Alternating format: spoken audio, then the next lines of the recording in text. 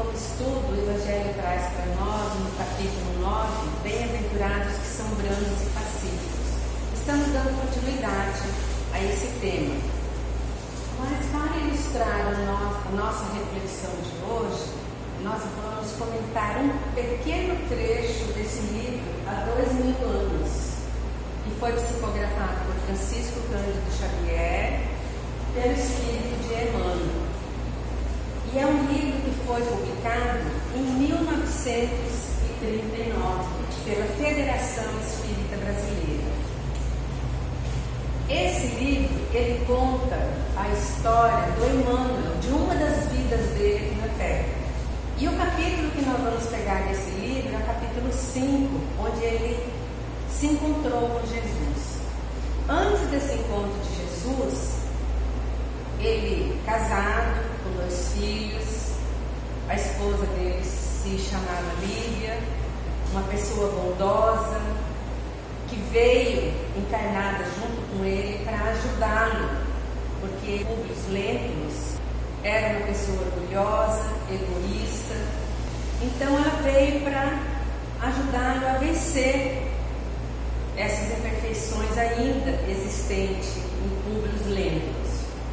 E eles tinham 2 filhos, mas a filha dele, Flávia, estava doente.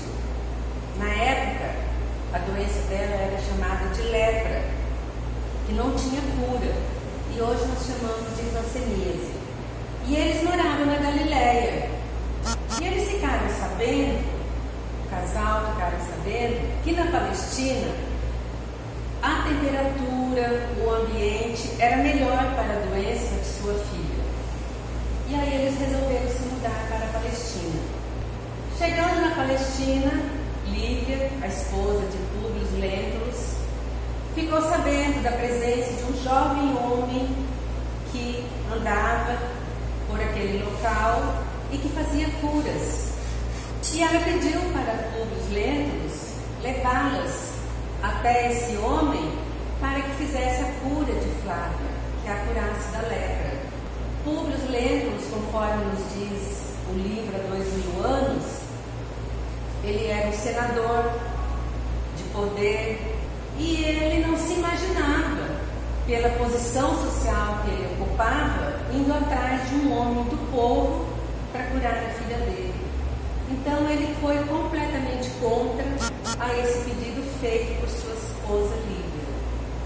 Mas essa conversa, que estava sendo em um aposento separado de onde estava a filha deles, ela escutou essa conversa entre Lívia e Públio Lentulus. E ela chamou o pai e pediu: pai, eu quero ir até Jesus, porque esse homem do povo, esse homem simples, era Jesus. Então, conversando com a filha, ficou com muita compaixão, com muita piedade da sua filha, falou que ia ao encontro dele para trazê-lo, para que ela pudesse ser curada. E ele saiu, perambulando pela cidade. Só que dentro dele tinha uma disputa entre a vontade dele ir até esse homem para trazer a cura para a filha e entre o orgulho de um senador poderoso. Então ele saiu com aquelas reflexões dele entre ajudar a filha ou manter o poder dele, e ele não sabia o que fazia, começou a caminhar assim sem destino, até que ele viu um banco e uma praça bastante áreas, ele sentou naquele banco.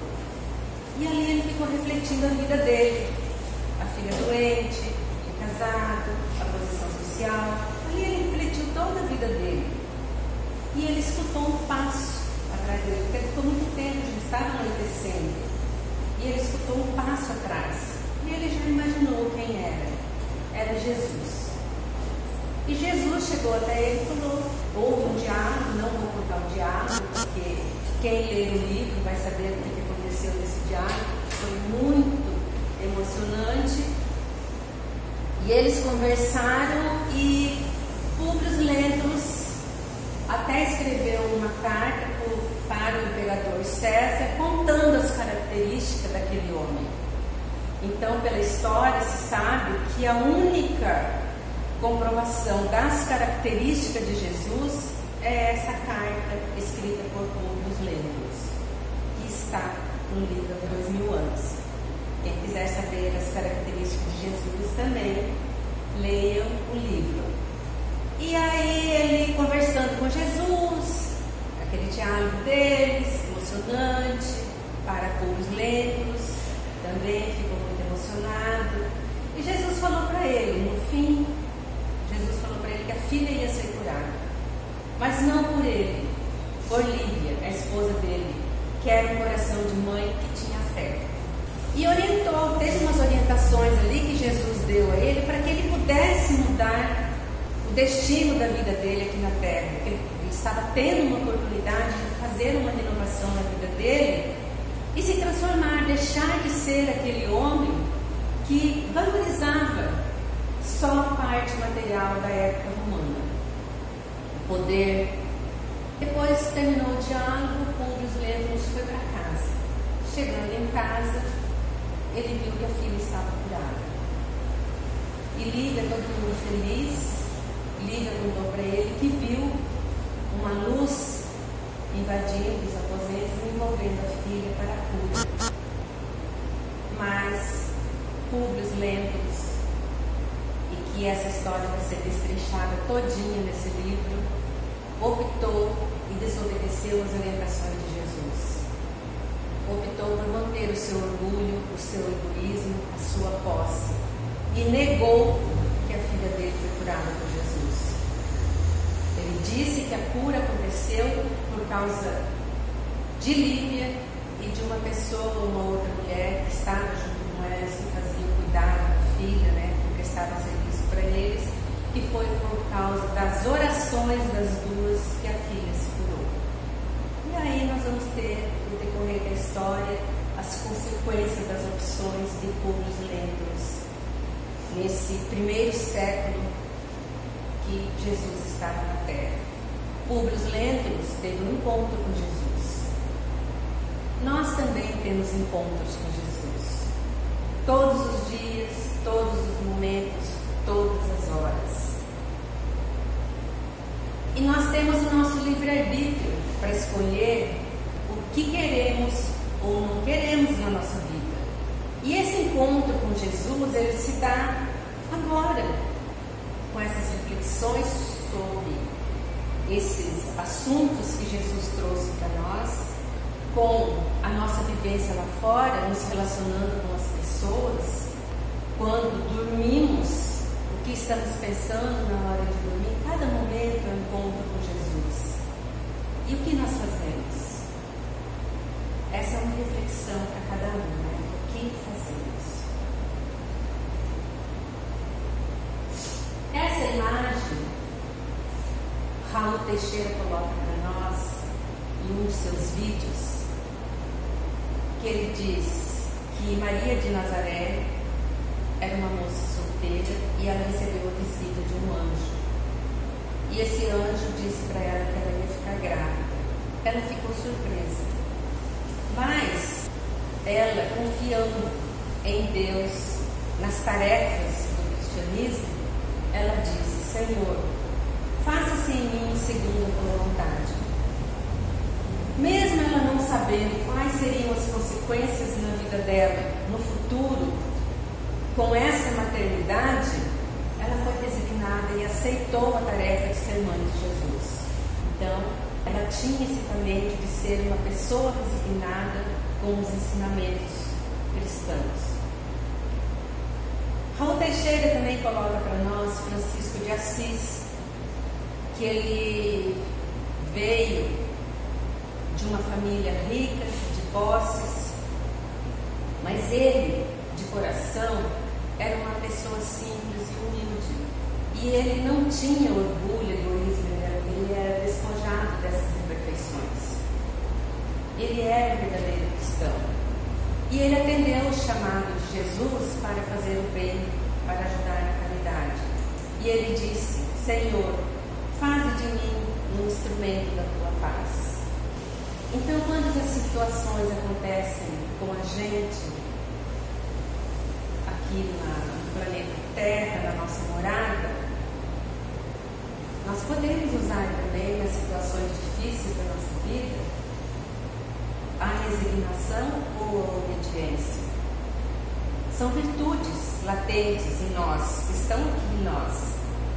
Só que nós precisamos conhecer os ensinamentos de Jesus para que a gente possa desabrochar essas perfeições em nós, essas virtudes. E Joana de Ângelo nos fala que nos dias difíceis que se vive na Terra, o cristão é convidado a reflexionar antes de agir.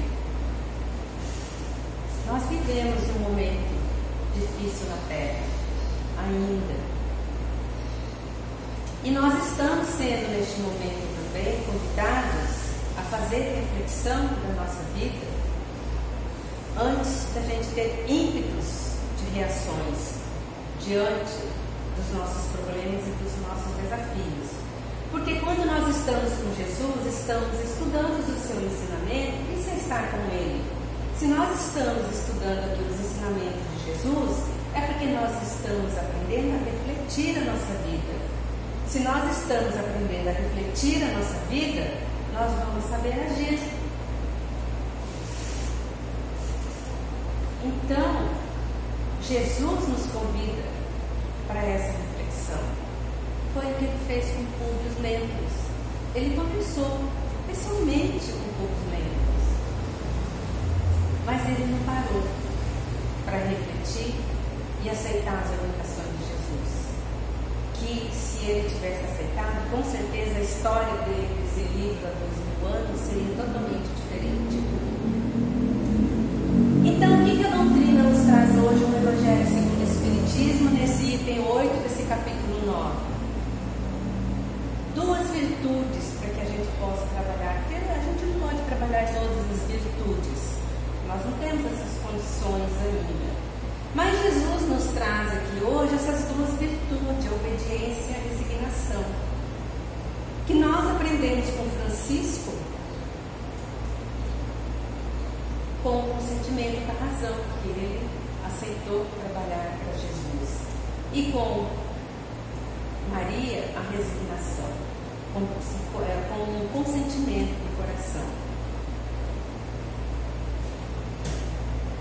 Essas virtudes, elas precisam de um movimento nosso. Até para que as nossas virtudes, elas possam florescer, elas possam existir em nós, a gente precisa se movimentar para que elas aconteçam. Porque essas virtudes, elas não são passivas, elas são ativas. Ela precisa do nosso movimento. Se a gente ficar esperando as coisas acontecerem, nós só vamos ter reações diante da vida. Então, nós, abraçando essas duas virtudes e colocando elas diante da nossa vida, nós vamos ter as nossas adversidades mais suaves e mais leves. E nós vamos conseguir vivenciar a nossa vida de uma forma melhor. Então, como equilibrar essas duas virtudes? Nós precisamos nos movimentar, colocar em ação a nossa decisão. Como nós podemos fazer isso? Joana de Ângeles coloca para nós que a gente pode perceber as nossas virtudes, não ter medo. Muitas vezes as pessoas se negam que têm virtudes por achar que isso pode parecer orgulho, parece que você quer se mostrar, alguma coisa assim. Mas não é, nós precisamos nos conhecer, precisamos saber sim que temos todas as virtudes em nós, são latentes. E ela está guardadinha ali, vamos imaginar um abacate onde está a semente. Aquelas sementes são todas as virtudes que estão guardadas em nós, esperando para florescer.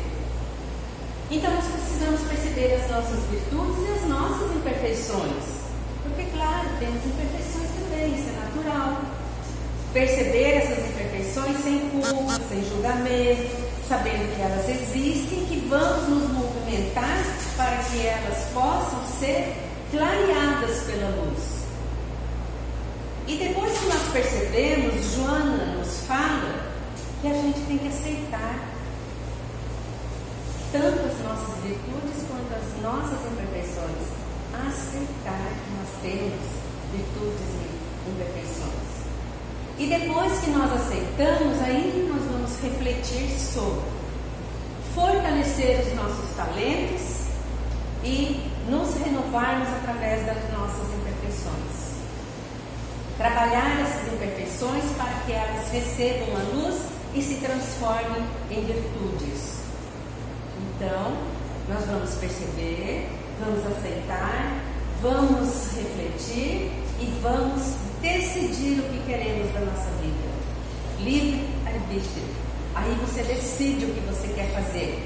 Você quer se manter num ambiente trabalhando por fortalecer os seus talentos, ou você quer se manter num ambiente de imperfeição, de sofrimento, de aflição? A decisão é nossa. E depois que você decide, você parte para a ação. Monte um plano simples, leve, suave, de qual ação você quer iniciar na sua vida.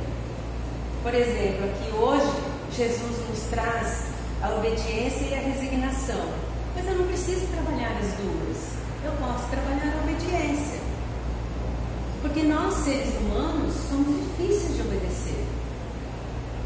Quando tem que obedecer a alguma situação, alguma delegação de orientações, é difícil. Olha Publio Lentulus, ele não obedeceu a Jesus. Então, essas duas virtudes, nós podemos escolher uma. Nós não podemos agir por automatismo, deixar a vida nos levar. Se a gente percebe as nossas virtudes e as nossas imperfeições, porque é justamente o momento da gente trabalhar e nos educarmos. Então, quando você usa da sua virtude da resignação, você usa o seu coração. Foi o que Maria fez. Ela usou o coração dela, por ela amar Deus e Jesus e a tarefa cristã. Ela usou o sentimento dela. E Francisco de Assis usou o seu talento do raciocínio, obedecendo a tarefa que ele tinha que executar aqui na terra.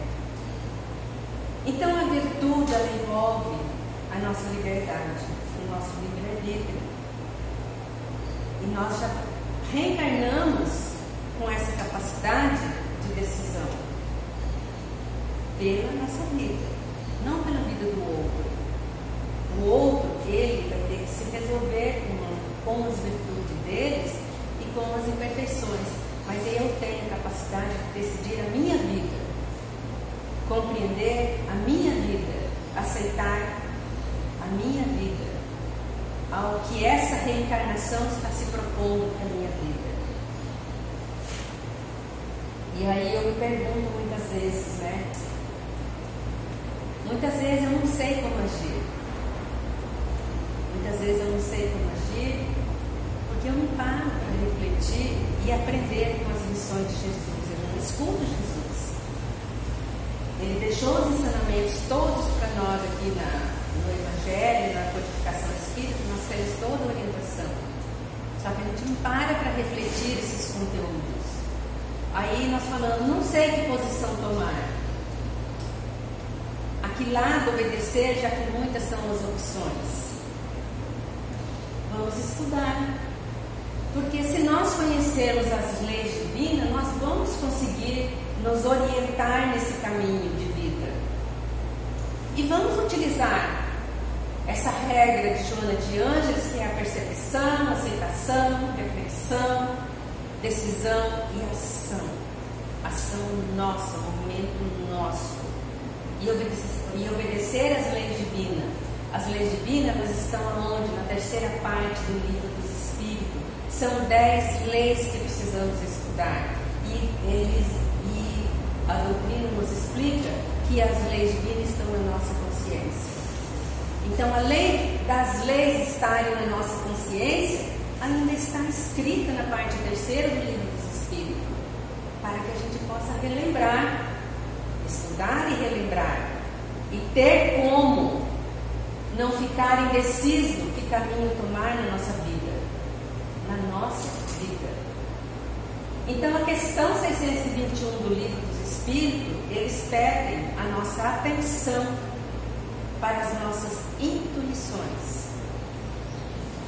Essa é uma ferramenta divina de Deus que deixou para nós, para que a gente possa trabalhar com a intuição e não nos sentirmos perdidos. E conscientemente, aí nós vamos poder agir conforme a nossa percepção.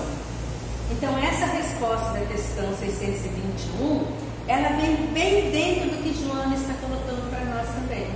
Dessas 5 tarefinhas, dessas regrinhas que a gente pode seguir para conduzir a nossa vida.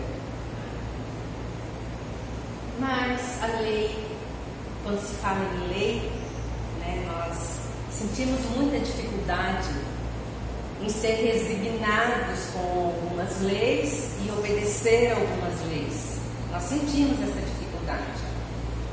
Tanto que um exemplo simples é esse. Quando você tem uma placa do meio ambiente, não pise na grama, você pisa na grama. Você nem enxerga, você nem lê a placa. E você passa por cima da grama. É uma lei material nossa, daqui da terra. Uma lei do meio ambiente. Atenção, devagar, faixa de pedestre. Quantas vezes a gente passa de carro, não obedece o pedestre que está ali, nem respeita. Já aconteceu muitas vezes comigo, e quando eu passo muitas vezes, se eu não vejo, eu peço desculpa, mas a pessoa não deve saber que eu estou pedindo desculpa. Acontece da gente passar isso, mas não é para acontecer. Eu tenho que estar com isso decidido na minha vida, de que eu tenho que agir atendendo as leis também da matéria. E quando eu passo o sinal vermelho, quantas vezes eu não faço isso? Eu estou com pressa, eu tenho que passar. Não, eu não vou parar aqui. Quantas vezes eu faço isso? Nós estamos desobedecendo as leis. Se nós temos dificuldade de seguir essas pequenas leis aqui da terra, imagina a lei divina. Aí entra aquele conflito de puros lentos mesmo, entre o meu orgulho, a minha decisão, a minha amorosidade. Olha, eu fico num tumulto dentro da minha cabeça. Tem uma pesquisa divulgada pela faculdade Getúlio Vargas, que é muito interessante, só para a gente ter uma base de como nós gostamos de seguir leis, que ele fala assim, que 82% dos brasileiros reconhecem que é fácil desobedecer as leis do Brasil. Essa pesquisa fala também que 79% acreditam que sempre que podem, as pessoas apelam para o jeitinho para evitar cumprir as normas legais. Gente, é muita gente nessa população brasileira. 82%, 79% e 54% acham que existem poucas razões para obedecer às leis do país. Onde nós estamos, né? 54% acham que existem poucas razões para obedecer às leis do país. Quando nós pisamos na grama, quando nós passamos sinal vermelho, quando nós não respeitamos a faixa do pedestre, nós estamos nesses 54%. Nós estamos nesses 79% dando um jeitinho, senão ninguém vai ver que eu estou pisando na grama. Não, ninguém vai ver que eu estou passando o sinal vermelho, não tem aparelhinho de filmar, não posso passar. E desobedecer as leis materiais é fácil. Como que nós vamos conviver com as leis divinas? Nós precisamos decidir, precisamos nos conhecer, fazer essas etapas que a Joana está nos ensinando, estudar as leis divinas, para a gente poder caminhar de uma forma mais leve e suave. Porque quando a gente burla as leis, você cria uma energia à sua volta. E essa energia te traz aflição, dor, e muitas vezes você sabe, fala assim, mas eu não sei por que eu não estou bem hoje. Estou cansado, o ombro pesado, ou alguma coisa acontecendo. Vamos fazer a nossa revisão do nosso dia e ver se a gente praticou toda a lei que nós vivemos aqui na Terra. Joana de Anjos deixa essa mensagem para nós. O equilíbrio e a harmonia resultam da obediência às leis que regem a vida. Ela está acabando de dizer que para a gente ter equilíbrio na vida, para a gente ter harmonia, nós temos que obedecer às leis. Que são as virtudes que nós estamos refletindo na vida de Públio Lentulus, de Francisco de Assis e de Maria, mãe de Jesus, a nossa mãe. Mas a gente fala que é difícil, né, fazer toda essa tarefinha de casa, praticar todas essas etapas.